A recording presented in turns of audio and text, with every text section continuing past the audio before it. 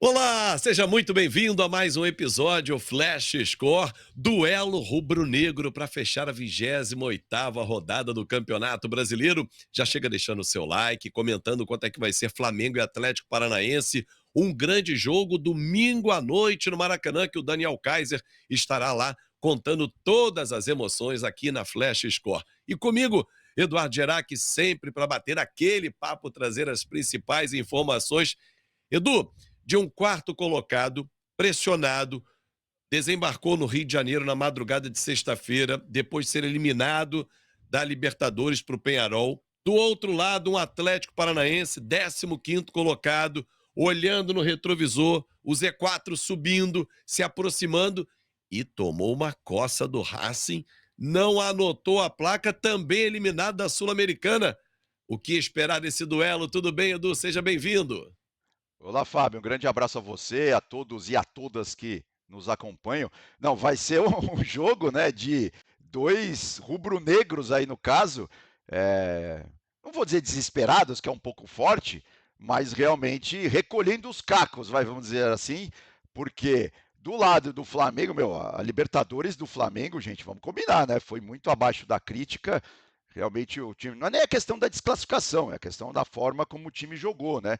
Não só nesse duelo, mas desde as oitavas, na fase de grupos, enfim. Realmente o Flamengo muito abaixo. E agora só resta ao Mengão a Copa do Brasil, né? Que ainda tem um embate com o Corinthians. Só resta talvez não seja o termo mais adequado, porque é claro que agora o Flamengo vai colocar todas as suas fichas na Copa do Brasil, imagino eu. Mas no Campeonato Brasileiro também não dá para jogar toalha, não. Eu continuaria jogando e jogando a vera, né? As partidas aí do Campeonato Brasileiro. Agora, do lado do Furacão, do lado do Atlético Paranaense, primeiro vamos lembrar, né? O Atlético Paranaense já está no seu quarto técnico nessa temporada, né?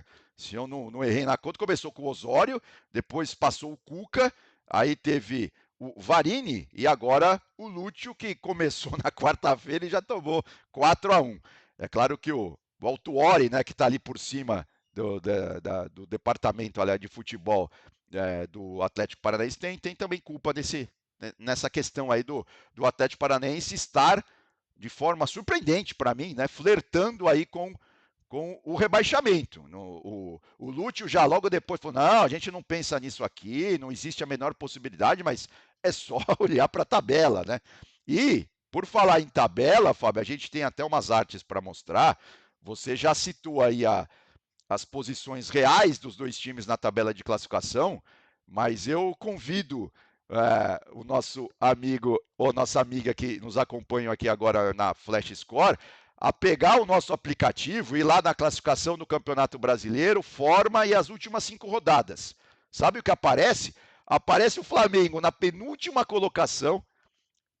Inclusive, a gente está aí com os números na tela, né? São 4 pontos, sendo uma vitória, um empate e 3 derrotas, 7 gols marcados e 11 gols sofridos.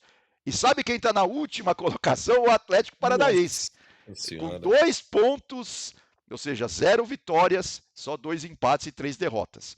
Ou seja, a situação do Atlético Paranaense é a mais dramática, né? Porque se a gente aí, falando sério agora, voltando ali para a classificação geral, né, a classificação real do campeonato brasileiro, o Atlético Paranaense hoje está na 15ª colocação com 31 pontos ganhos. Ou seja, só 3 acima do Corinthians. É verdade que o Furacão tem 2 jogos a menos, que a maioria, 3 jogos a menos, na verdade, que o Corinthians, por exemplo, né? Não, minto. É, Pera. O Atlético Paranaense está com 25 jogos nesse momento. O Vitória isso, tem 27, né? Ou seja, isso. 2 a mais. O Corinthians tem 27, 2 a mais. Exatamente. O Atlético tem 3 pontos acima da zona de rebaixamento, mas tem 2 jogos a menos ainda, Exato, né, em exato. relação.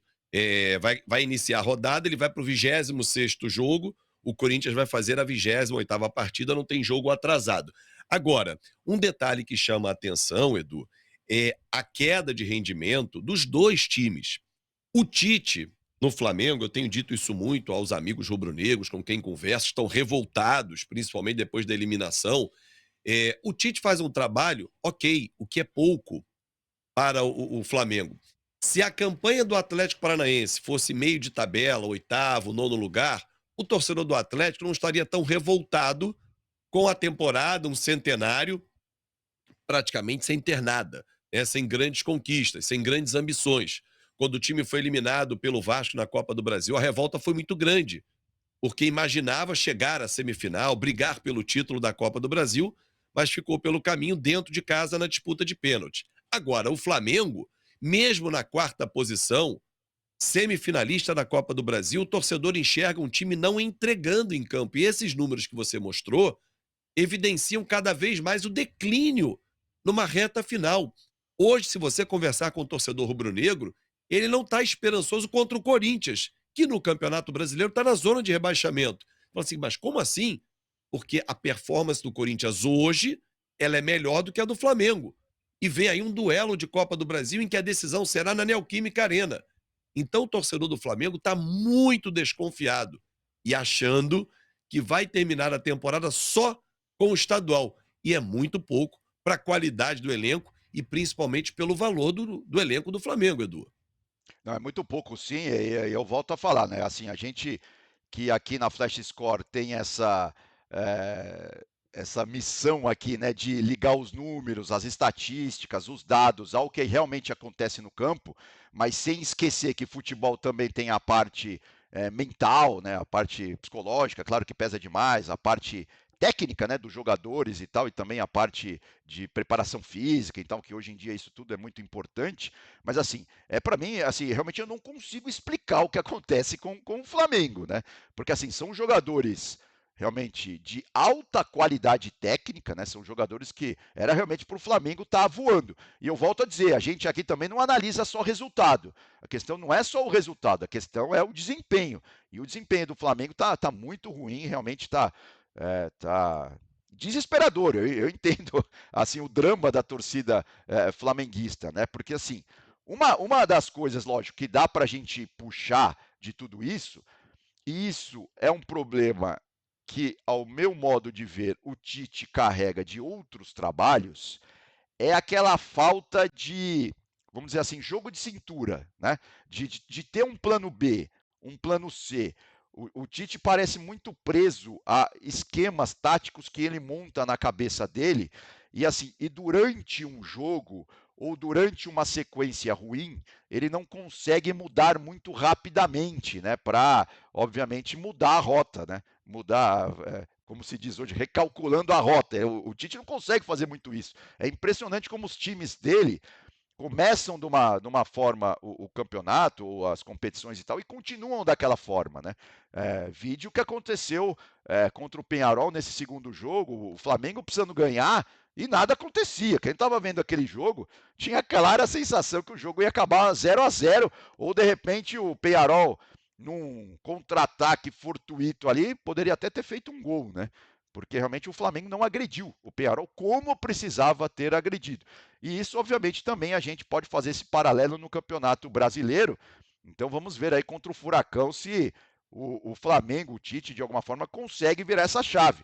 Até já pensando também na Copa do Brasil, obviamente. Lembrando que em termos de Campeonato Brasileiro, nesse momento são 8 pontos, né, de diferença, já descontando, se o Flamengo ganhar o jogo que ele tem a menos, né, aí ficaria 47 a 56, né? O Flamengo hoje tem 45, 48 na quase, né? 48 a 56, exatamente, seriam 8 pontos.